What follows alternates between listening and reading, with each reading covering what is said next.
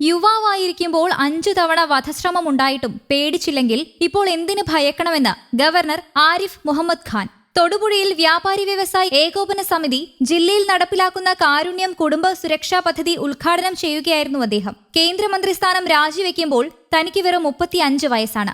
1985, 86, 87 വർഷങ്ങളിൽ യഥാർത്ഥ ഭീഷണികളെ താൻ നേരിട്ടതാണ്. 5 തവണ തന്റെ ജീവൻ എടുക്കാൻ ശ്രമിച്ചു. 1990-ൽ അവർ ഏകദേശം വിജയിച്ചതായിരുന്നു. ഇരുമ്പുദണ്ടുകൊണ്ട് അടിയേറ്റ് തന്റെ തല പൊട്ടി. ഇപ്പോൾ അവർ ചോദിക്കുന്നു, നിങ്ങൾക്ക് ഭയം തോന്നുന്നുണ്ടോ എന്ന്. 35-ാം വയസ്സിൽ ഭയന്നിട്ടില്ല. ഇപ്പോൾ എനിക്ക് 72 കഴിഞ്ഞു. ആയുർദൈർഘ്യത്തിന്റെ ദേശീയ ശരാശരി കടന്നു. അധികമായി കിട്ടിയ സമയത്താണ് ഇപ്പോൾ ജീവിക്കുന്നത്.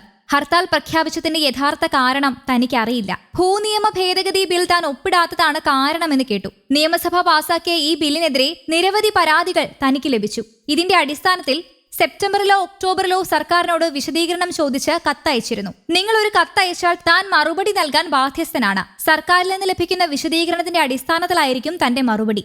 എന്നാൽ ആദ്യത്തെ കത്തിന് പിന്നാലെ 3 തവണ ഓർമ്മപ്പെടുത്തിയിട്ടും ഇതുവരെ സർക്കാരിന്റെ ഭാഗത്തു നിന്ന് ഒരു മറുപടിയും ലഭിച്ചിട്ടില്ല. താൻ ഒരു റബ്ബർ സ്റ്റാമ്പ് അല്ലെന്ന് പലതവണ പറഞ്ഞിട്ടുണ്ട്.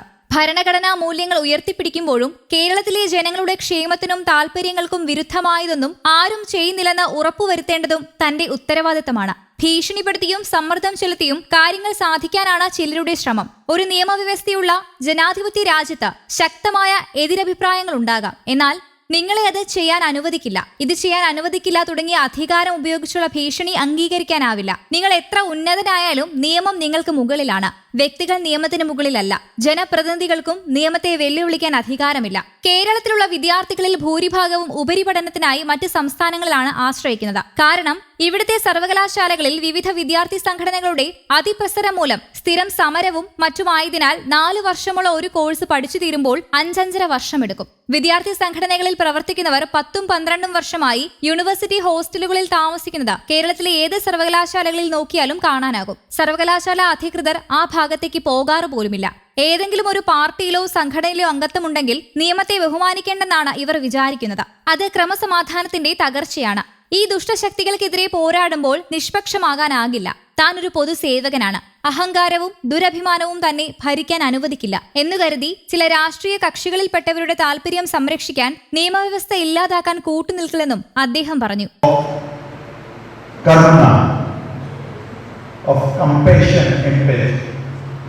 And I think you deserve all our admiration, all our appreciation, because as a business community,